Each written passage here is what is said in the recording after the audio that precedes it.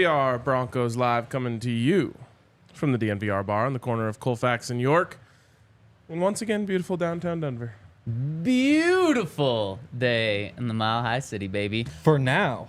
Oh, it's going to get bad later. The hail is back. I don't think that's coming to Denver.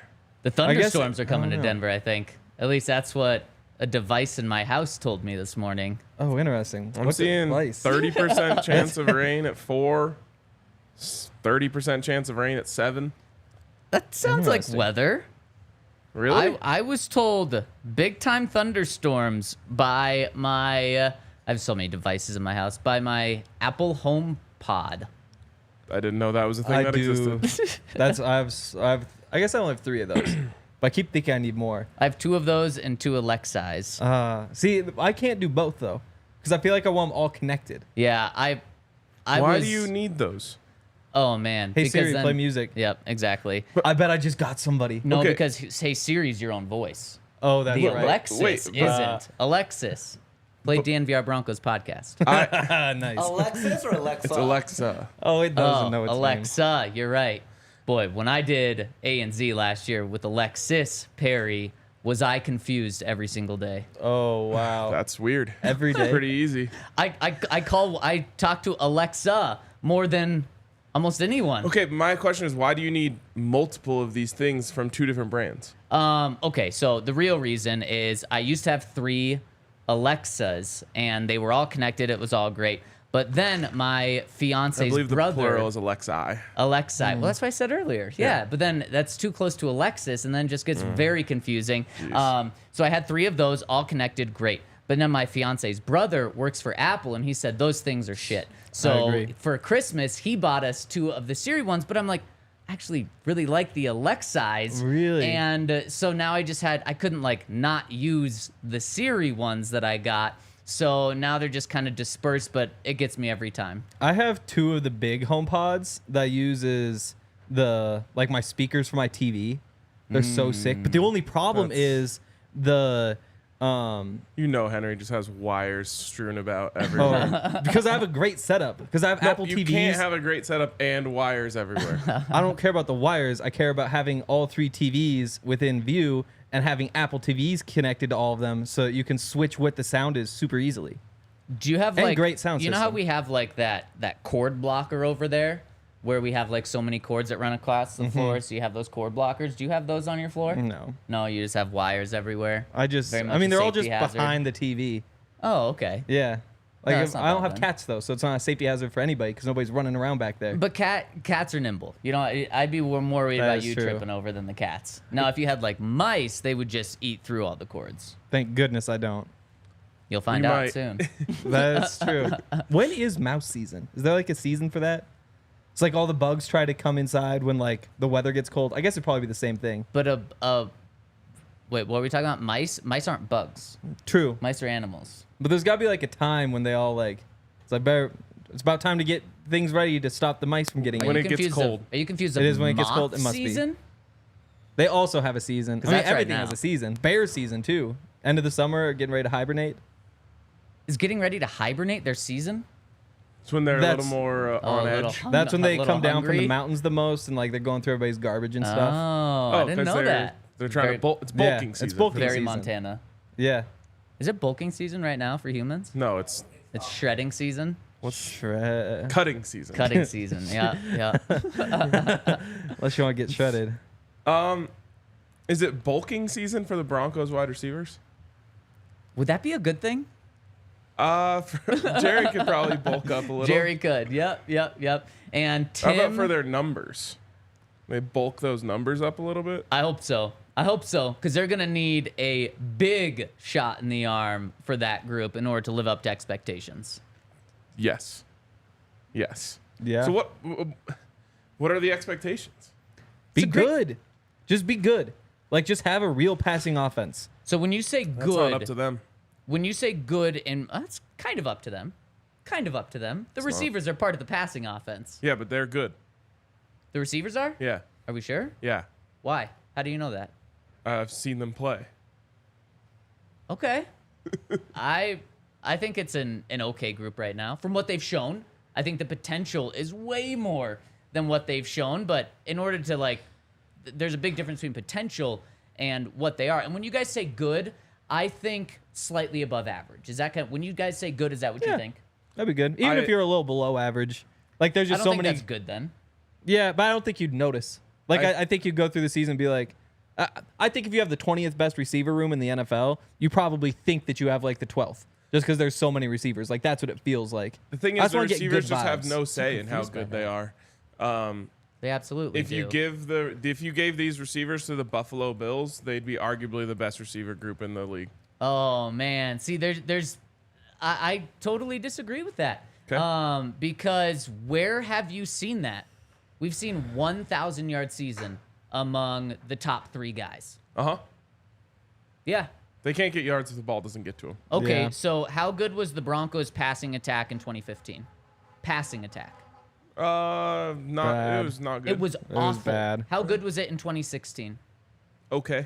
Bad. It was bad, yes. Yeah. They produced, between those 2 years, 4 1,000-yard receivers. Mm-hmm. And that was Demaryius Thomas did it 2 years. Emmanuel Sanders did it 2 years. Yep. Now, you should note that in 2016, no one else caught a pass. Okay. Who else has really caught a pass these past few years besides these 3 guys? I mean, now there's 3 guys. There was only 2 guys then. No, true. really over the past 3 years, there's only been 2 of these guys.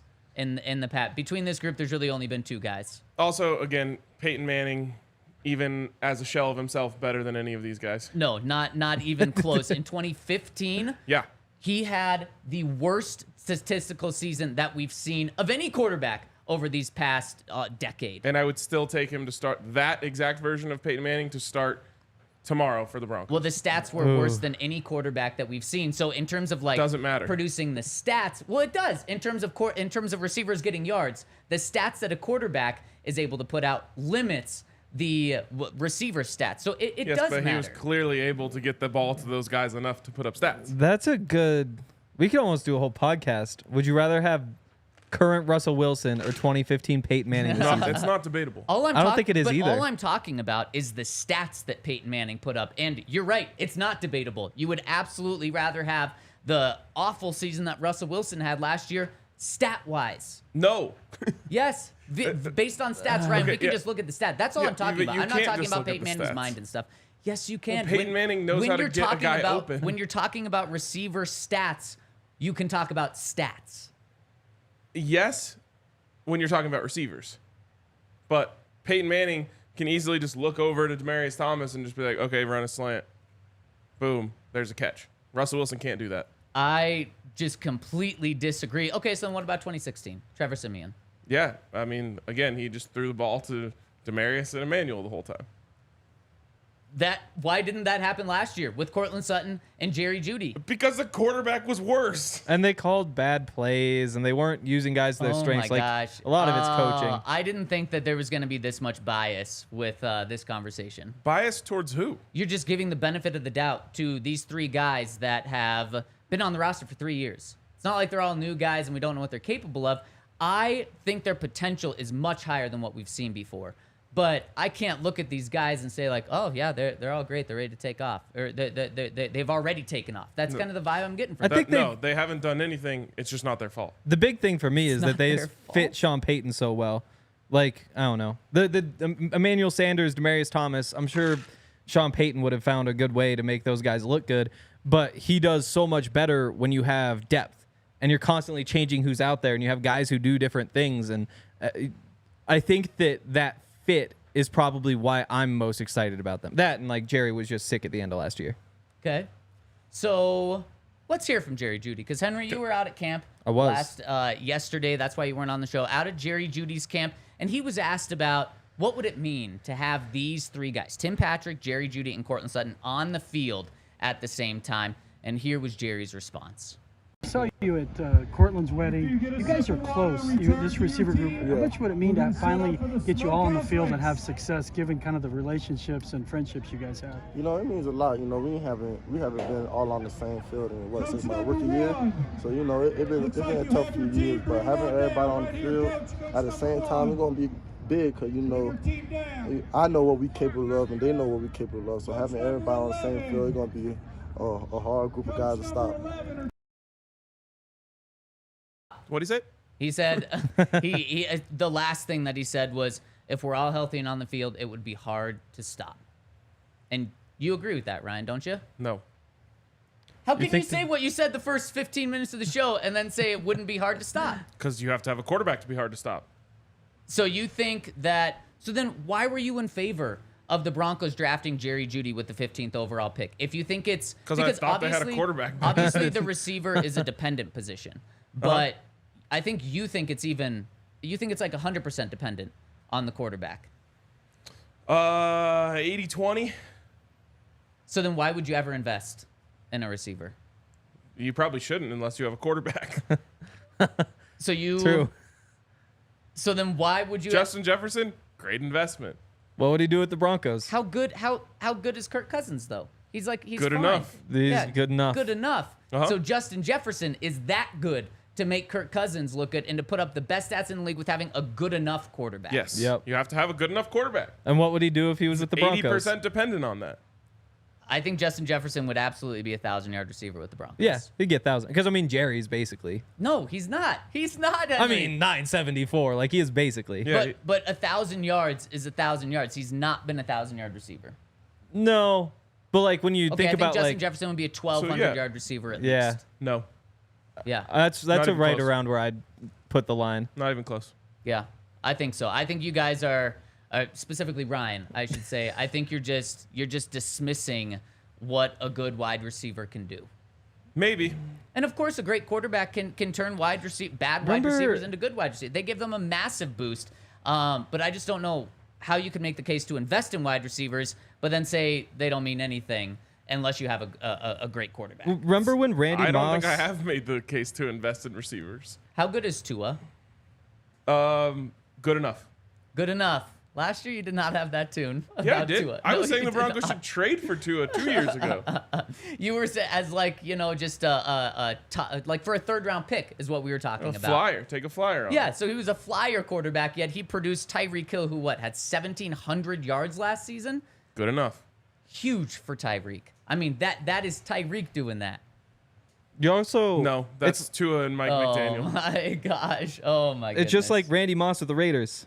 He played 2 years there. First year he put up 1,000 yards, which again, that's Randy Moss. Like, it's not like that's a huge Second best receiver number. of all time. Then the second year he had 42 catches for 553 yards. Played 13 games, and then the next year he went to New England and had 1,493 with 23 touchdowns and led the NFL. One down year, it was awful. I mean, of course, Yeah. the Raiders were in shambles then. Definitely, and I think that the You can find quarterback. examples either way, though. The quarterback was Yeah. Aaron Brooks for 8 games and Andrew Walter for 8 games. Like, Yeah. he just didn't have a quarterback, and so he wound up with 500 I can easily yards. go find receivers that have incredible stats with terrible quarterback play. Okay. Yes. I I'm doubt trying to that. think. I'm sure there's something. Demarius Thomas and Emmanuel Sanders in 2015 and in 2016. And how about Emmanuel Sanders in 2018? He played. First of all, not really incredible quick, really numbers. quick. Barely over 1,000. Incredible to what the Broncos receivers have done these past 3 years. Basically, Jerry Jeudy numbers those 2 years. No, not.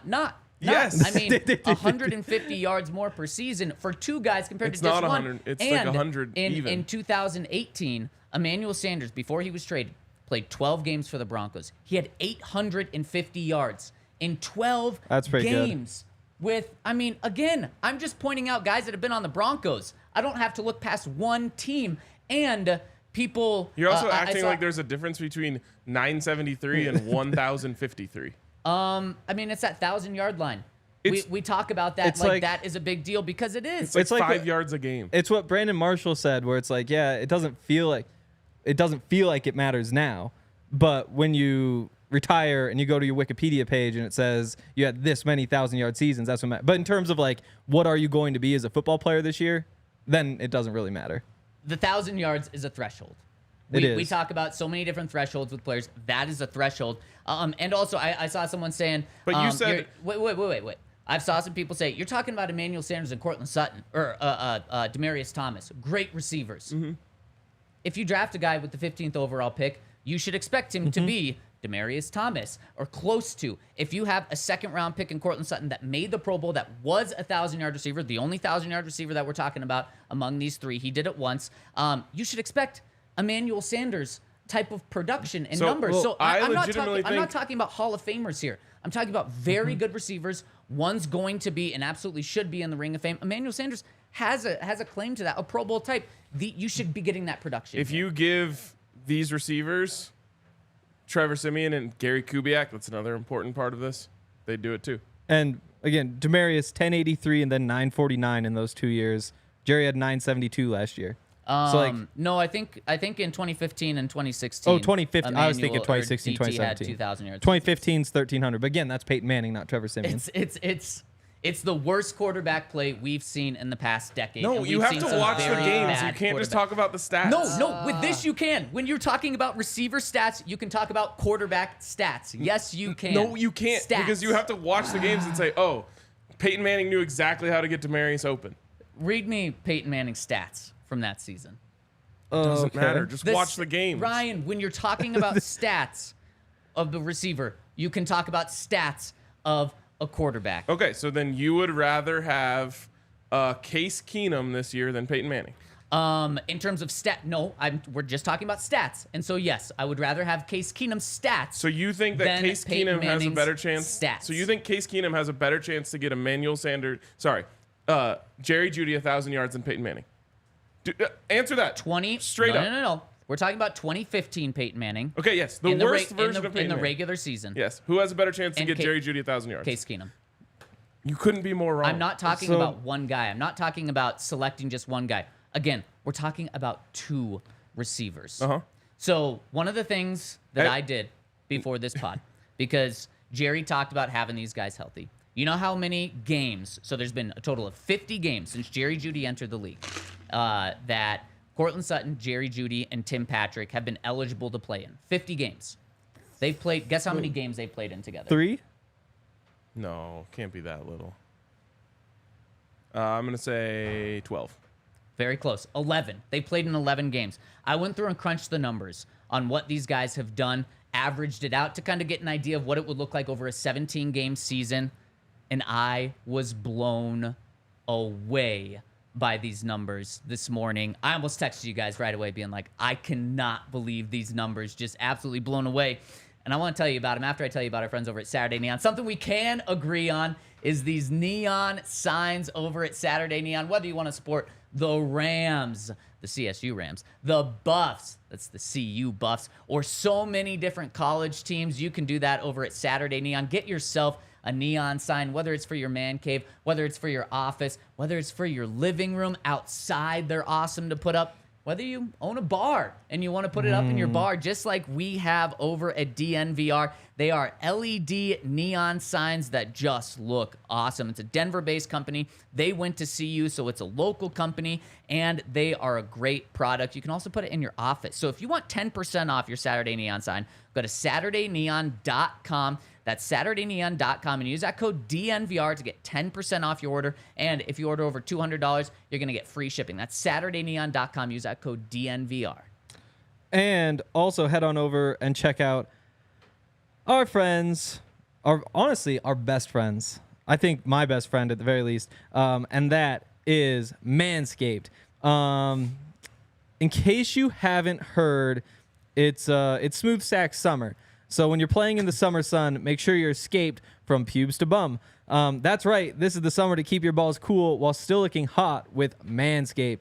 They are the leaders in below-the-waist grooming, and they're making sure that we all have a ball.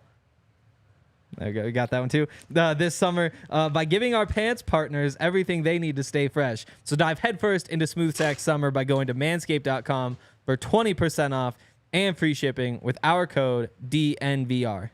Boom. There we go. Okay, so I crunched the numbers, and do you guys want to guess? So there's been 11 total games. They played one game together, Jerry Jeudy's rookie season. That was week 2.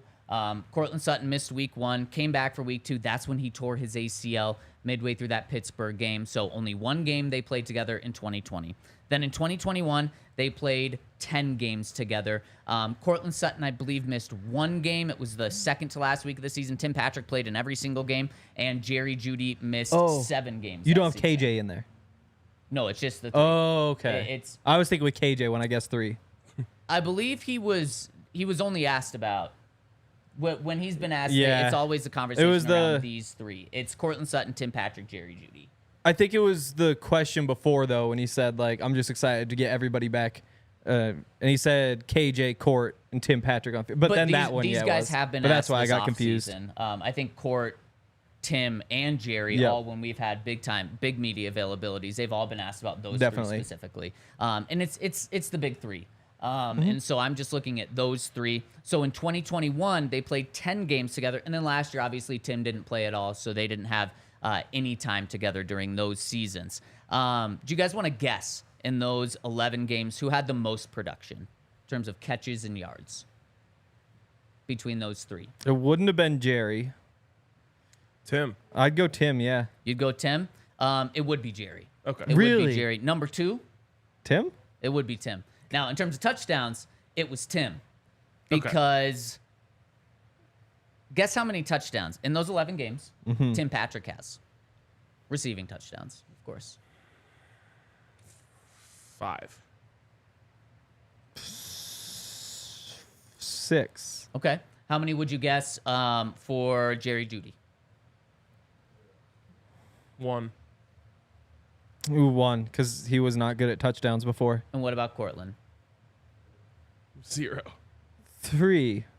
Tim Patrick leads the team with 3 touchdowns. Wow. Courtland Sutton and Jerry Jeudy combined for 0. Oh, so I was 0 I was only one off touchdowns. of the Court and So Jerry now you know where I'm going when I say I was shocked. I was shocked in a horrifying way at these numbers. In 11 games, I can give you the numbers, but then I've also expanded them out to a 17-game season because I think that gives a better perspective. In 11 games, Jerry Jeudy leads those 3 with 42 catches, 529 yards, 0 touchdowns. Tim Patrick is second with 32 catches, 437 yards, and 3 touchdowns. And Courtland Sutton has 21 catches for 257 yards and 0 touchdowns. It doesn't mean that much. Yeah. Averaged over a 17-game season. What that would be. Jerry Jeudy would lead the team, or lead those 3, with 65 catches for 818 yards, 0 touchdowns. That's the best receiver among those 3, by the way. 800 yards, 65 catches. Tim Patrick would come in second with 50 catches for 675 yards and 5 touchdowns. At least he's scoring touchdowns. Jerry Jeudy, 0 touchdowns. Courtland Sutton, 32 catches over a 17-game season for 397 yards and 0 touchdowns. No wonder Sean Payton got here this offseason and said, I'm not going to give these guys away, but I want to shake up this room. Is because I think that for a number of reasons he wanted to shake it up, but he saw these stats, and obviously he understands that the passing game wasn't great. But he said, I mean, it's not like this is an unstoppable trio when they're on the field together. Now, he didn't just give these guys away, but that was my first thought when I saw these numbers was, okay, now I really understand why Sean Payton got here and said, the one position that I'm really okay with shaking around is the wide receiver position. Now, he didn't ultimately make that move, but I was shocked at these numbers. Also, a big caveat here, this is the 4th highest wide receiver paid room in the NFL right now. So That's Sean the real Payton problem. got here and said, oh my God. Now, obviously, I think he expects more production than this year because he's Sean Payton and thinks he can get more. But he said, it's not like we're just a little bit away from living up to that.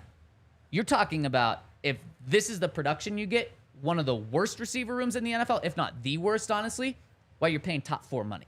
Yeah, you won't though. You'd get better. You're gonna get better production, guaranteed, because of the play caller. Yep. And so I might have leaned a little too hard on the quarterback dependence. It's a combination of quarterback and play caller that adds up to the 80.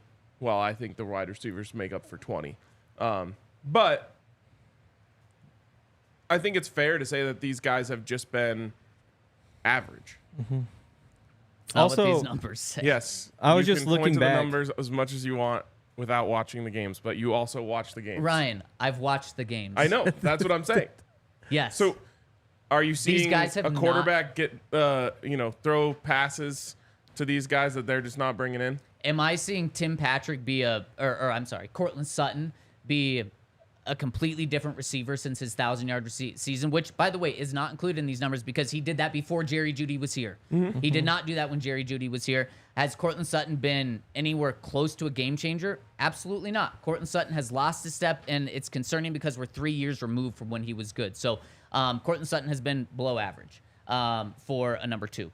Jerry Jeudy has not lived up to what he's been. He's been good. But good is the line that I'm drawing. Number right 1 in there. the league in reception or in separation per route run. Okay. And what's that done? Nothing, because there's not a quarterback getting him the fucking ball. And that does matter, but you have to I'm not just going to give these guys a complete excuse like you are, is what it boils down to. Okay. To me, you can't do anything without a quarterback. Yeah. Sure. Oh. So Wow. one thing that Cartoon should Peyton. also be noted about this is Brock actually almost matched those numbers in 7 games. And so he helped those guys rack up a lot of stats. And the Broncos were 14th in passing offense that year, which is the highest they've been since then. They haven't gotten up to 14th again. Which actually makes you understand why Brock was so mad when he got benched. Yeah. It was the right move. Oh, It totally. was. But that's why he wasn't That's a why Bronco we benched after Russ that year. for him. Oof. Yeah, And, I mean, and the Broncos that year combined for more than that. They went over 4,000 yards passing that year. Yeah. Okay, so 500 more. Yeah. Okay. And then again, we're looking at these past 3 years as well. But sure, you get 4,000 yards compared to 3,600, 3,550 or something like that. And look at what the other receivers did on that team. I mean, Well, I'm just saying, if you add those 500 yards, Jerry's probably getting 40 of them. Now he's over 1,000. okay.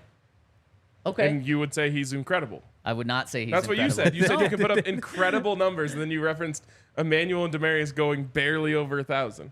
Is 1,300 yards barely over 1,000? No, we're That talking was- about the yeah. next year. That 13. What are you talking about? 1,300 was.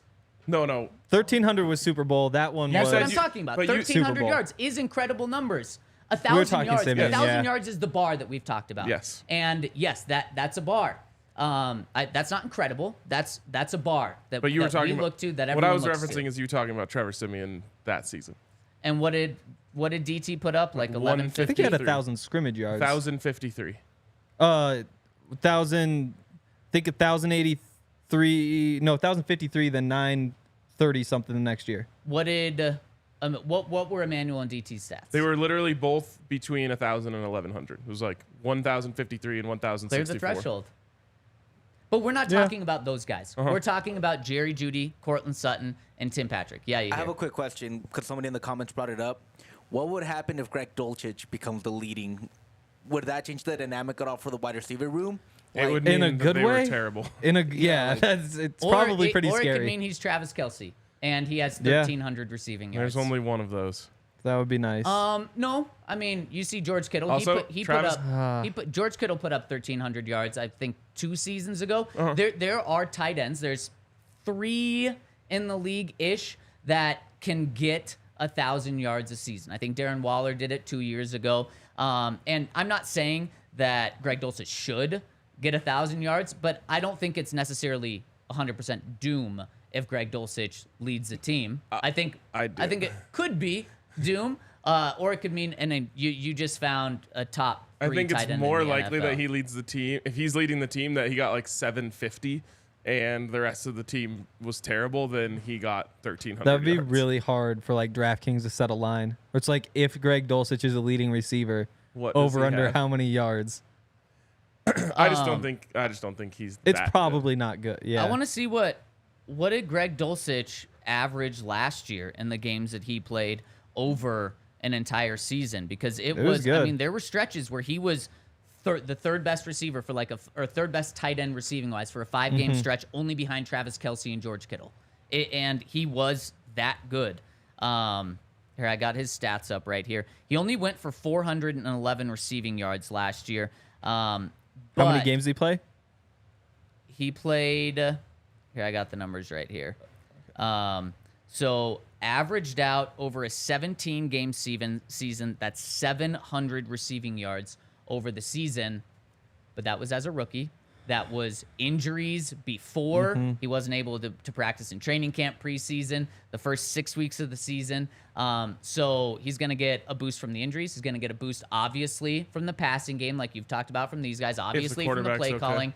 And no one has had more success with young tight ends than Sean Payton throughout his career. So I don't think it's crazy to say, especially his second year now. He's not a rookie. He has a full off season of health to say that he get 1,000 yards. I think it is crazy.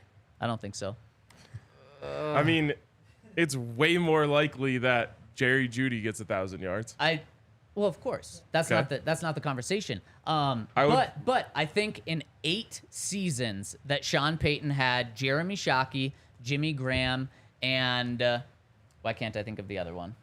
Jason Witten. It's always a different one, It's too. always a different one. In 8 seasons that Sean Payton had those guys, when they were all young, by the way, first to fourth year in the league, I believe, 5 of those seasons, the tight end went for over 1,000 yards. It's possible. It's more likely than not. More likely to get 1,000, Mims, Dulcich, or KJ? I would go... Wait. Dulcich and Mims are kind of tied, and then KJ's. Do you know what all 3 of those tight ends have in common? What? Hall of Hall of Fame? Famers. But Sean Payton, too. But also, Yep. they weren't Hall of Famers when Sean Payton took them over. Whoa. Again, they were all either rookies or in their second or third year in the league. Yes, the but Drew do you Brees think thing. that making the Hall of Fame is based on your ability? I certainly think that helps. But also, where were these guys drafted? I don't know. These weren't top 10 picks. I think Jeremy Shockey was, and when Sean Payton talks about Jeremy Shockey, he talks about you looked at him and you knew he was the truth. These other guys weren't like you look at them and you knew right away. I don't think those 3 were all first-round picks. I don't know. Shockey did start with the Giants, though. And that is what people probably remember more. And that's when he played with Sean Payton. Oh, that was Giants, too. Yes, that he was just Sean got back Payton. together with the Saints. Yes. So I'm That's only true. talking That about is those true. first few years. I'm not even talking about Yeah. when Jeremy Shockey rejoined the Saints. That is true. Yeah, I mean, coaching matters. That's for sure, too. But I Jeremy would, Shockey, the 14th overall pick. Like I said, I thought Yeah. he was very much known for that.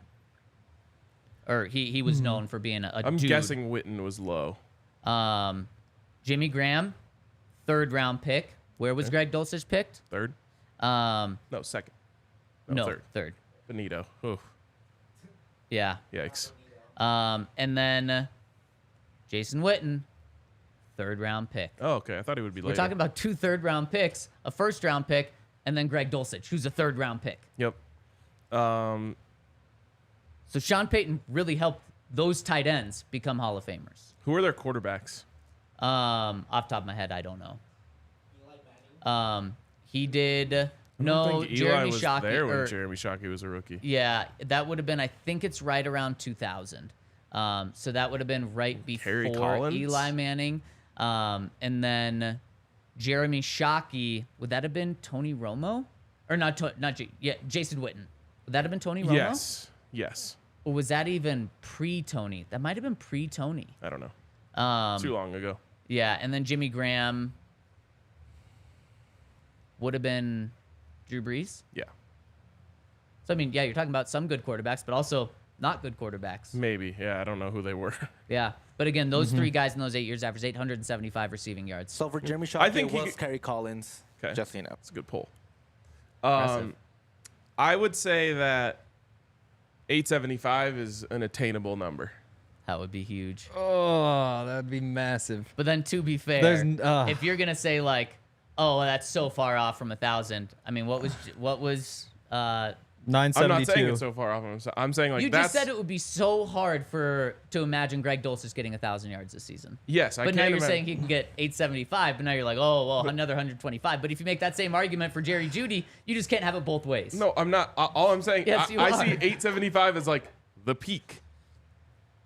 So adding another 15% on that is a lot. I don't think that's that far off. If you're going to make that same case for Jerry Jeudy only being 50 yards off, another 75 off of that. If you want to make that case for 50, it's not that far off. That's 3 times as much. It was actually 5 times as much. What is? The 125 from 50? That's not 5 times okay. as I much. thought it was 25. Yeah. So it's over double, though. Yeah. But again, I'm talking about that's his ceiling. Jerry Jeudy's ceiling is like 1,500 yards. Okay, I don't. If you want to say Jerry Jeudy's ceiling is 1,500 yards, Gregg Dulchich's ceiling is higher than that. It's higher than 875. Okay. I mean, it doesn't I don't matter. know. As a rookie, he was on pace for 700 yards dealing with injuries. But he didn't. He got 400. Yeah, because of injuries. There was only, I guess, let's see. He's a guy that gets injured. So then, Kelsey do we just want to? If you're going to play that game, then do we just need to look at the numbers that these receivers together have put up without even giving them the benefit of the doubt of averaging them out over a 17-game season? I don't know what you mean. Because you're saying you just have to look at the raw numbers. You can't give him the benefit of the doubt of what he would do on a per-game basis if he stayed healthy for 17 games. But you're saying if he stayed healthy, he could have gotten 70% of the way to 1,000 yards. Yeah. As a tight end. So that's 2 things. You're having to jump through 2 hoops. But with Tim Patrick, Jerry Jeudy, and Courtland Sutton, we're also putting the massive asterisks of if. They've all been on the field together. They had a good quarterback. That's what I'm saying the if of. No, I mean, the if that you have to start with first is they've all been on the field together 20% of games. And that's something that we haven't even talked about yet. We've just been taking that if and taking it as fact when we've had this conversation. 20% of games. So is that something that we should not count on, these 3 guys being healthy? No. Definitely. Not at all.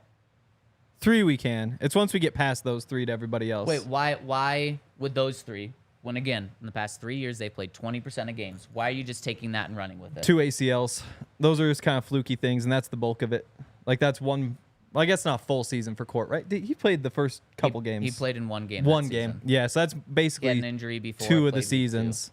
So that's 33 of the games. That's it's just fair. ACLs. The other season, Jerry missed 7 games. True. I mean, yes. Pretty much any sample size of 3 football players, you should expect one of them to get hurt. Yeah, I agree. I agree. Which would actually help the other 2 get to 1,000.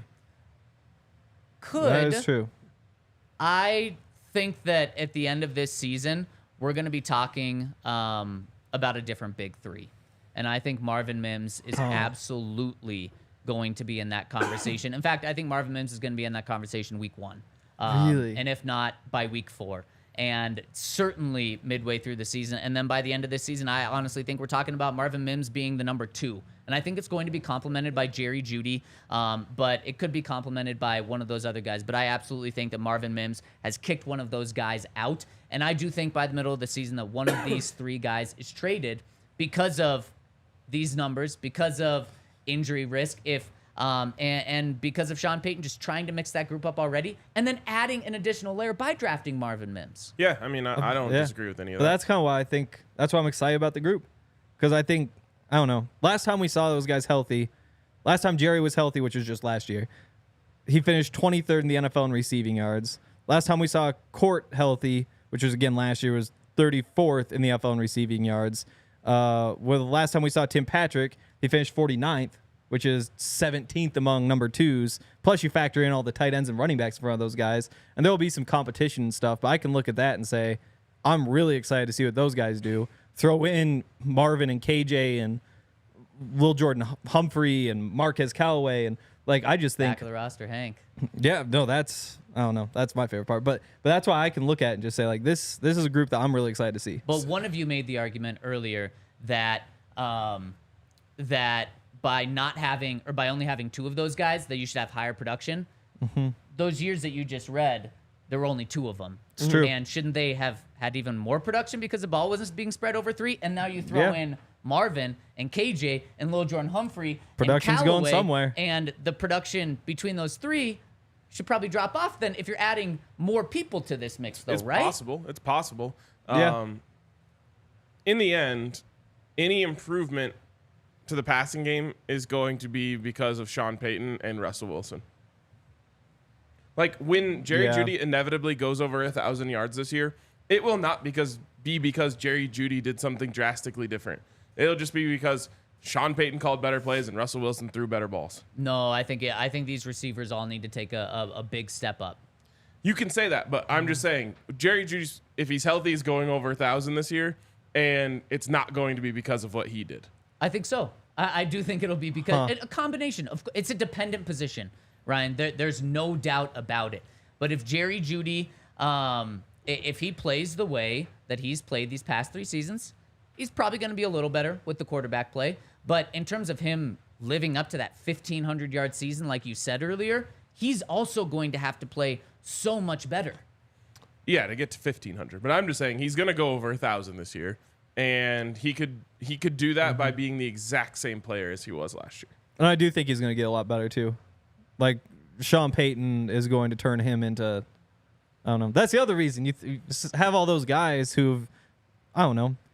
You've got 3 guys who've, at the very least, have proven they can be a number 2 receiver in the NFL. Well, all 3 of those guys absolutely have. Now you got Sean Payton. Even if you look at them and say, like, yeah, you're a number 2 receiver, what does Sean Payton just coaching-wise, not play calling, but just here's how you run this. Here's why the DB knows you're breaking outside. Like, that alone could bump them up, any one of them up, to a wide receiver 1. Sean Payton is eventually going to settle on one of these guys and say, this is our workhorse at the position. You know who that's going to be? Most likely Jerry. Yes. It is going to be Jerry. And so because of that, there's going to be a whole stack of plays that are just going to say, get Jerry in a position to make a play, and Russ just has to get him the ball. And because I think that in order to earn that workhorse and for Sean Payton to say, you're my guy, Jerry's going to have to prove that to Sean. Sean's just not just going to give that to him. So I think Jerry has to take that big step up in order to get that, and then the numbers will follow because he's taken a big step up, because then he gets the boost of confidence and the boost of Sean Payton, and then also you do expect, and I do expect, Russell Wilson to play better. But if you want to just talk about the eye test, because I've already thrown the stats out there, but just the eye test, Courtland Sutton was a completely different player in 2019. He was, I mean, it was incredible. Throw the ball his way, 80-20 ball that you're throwing his way. Yes, a Pro Bowler, almost 1,200 yards, which is significant. That's way clearing the 1,000-yard line. He was still only 17th in receiving then. But the eye test, he has looked nowhere close to that these past, I guess, technically He's 2 not, seasons. and he won't be. So he needs to take a big step up in order to be that great guy that we saw. And I agree with you. You know, you fool me once, fool me twice, fool me 3 times. Like, I believe that's who he is. Yeah, Courtland's no longer that guy. And then what is Tim? I think Tim is a very reliable wide receiver, too. And this year, I'm just concerned he might be more of a wide receiver 3 because he's coming off of that ACL. We've seen it with Tim, but then also we see it with like every player, regardless of position, that next year back, I expect Tim's hands to be great. And that's why I think he could be the best 3rd option in the NFL. That's why I kind of think Marvin Mims is probably going to be that 2 at the end of the season, Tim that 3, and Courtland may honestly not be on the team anymore at that point. But 2024 is kind of when you hope that Tim is like maybe that second 1,000-yard dude or like an 850 type of 3. The good news for Tim is that he did it early in training camp. So, you know, by the time the season starts, he'll have had 13 months to recover from that, which is normally a 9-month injury. It's true, but still the mental part of it is there. And Tim even talked about it a couple weeks ago, just how he's not seeing the game how he wants to see it yet. And I thought it was a very open and honest response from him. He said he actually compared it to Madden, Ryan. Remember back in the day when Madden, if you like weren't a good player or you were struggling, your window of seeing as a quarterback would only be like a slim part of the field. That was such a bad feature. And then if you were a good quarterback or you were hot, it would be like the entire field. Yeah. He said right now he's just that slim window and he's just getting more comfortable to open it up. And to me, that was a very open, honest, great response, great way to put it in our eyes, because a lot of us have played Madden and understand what he's talking about. But is he just going to go from that slim window to week 1 be the complete field? Probably not. It'll probably continue to open up. Okay, so what? Other thing on Sutton that I don't think gets talked about enough. So last season he was first in the NFL in pass interferences drawn, 3rd in yards. The year before that, he was 2nd in the NFL in pass interferences drawn and 3rd in yards. And then I guess year before that he was hurt, but year before that he was 1st in the NFL in pass interferences drawn and 1st in yards on those. So you throw in another, averages out to like 140, 135 yards per season. That, I don't know.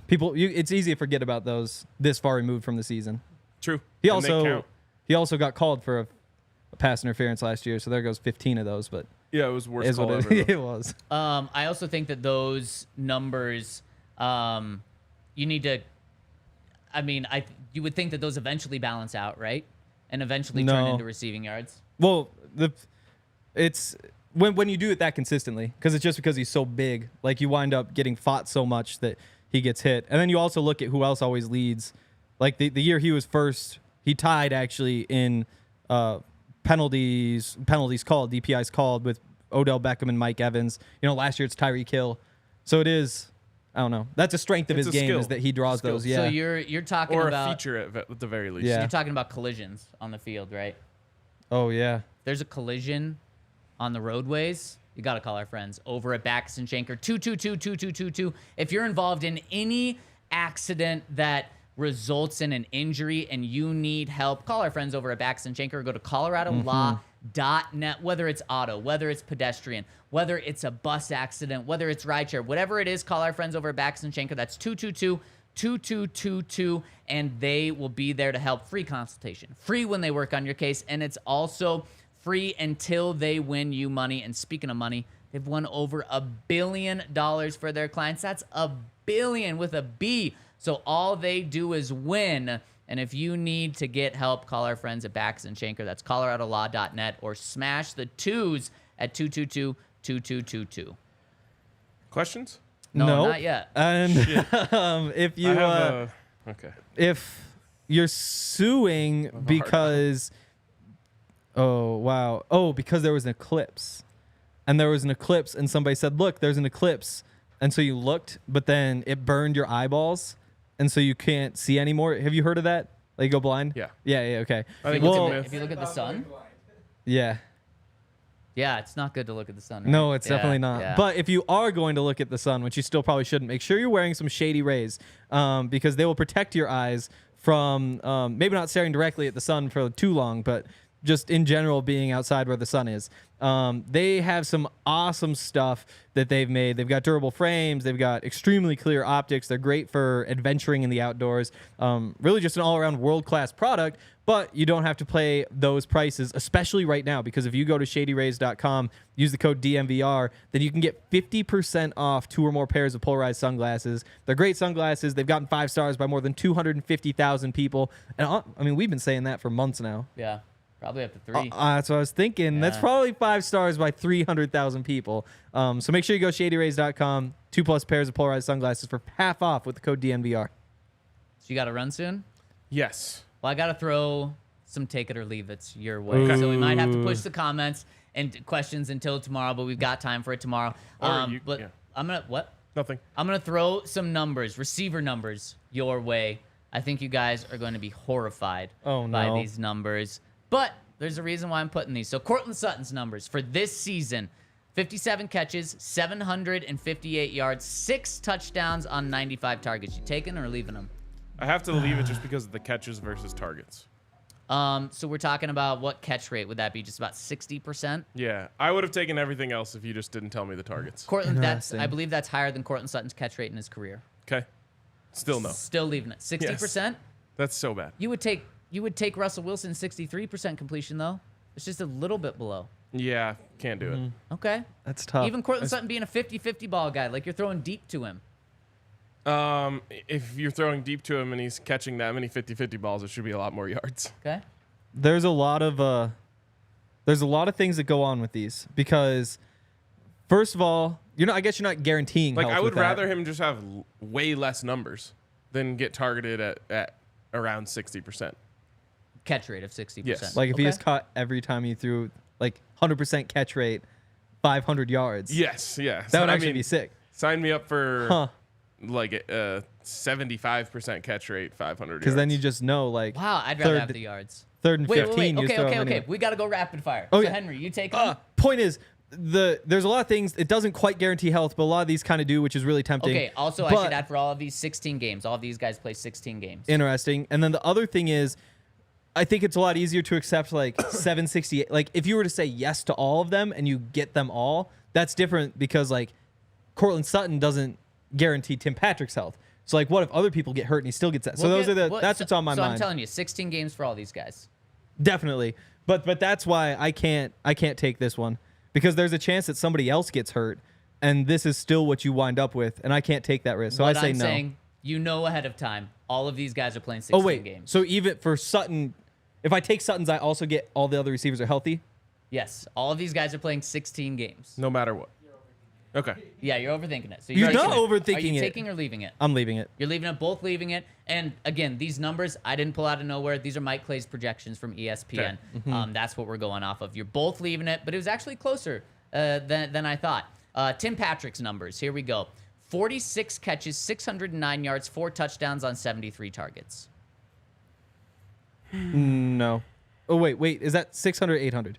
That's 600. Okay, I thought so. No, that's a no for me. Does kind of look like 8. It does. I just want to make sure. 800, I think I'd take it.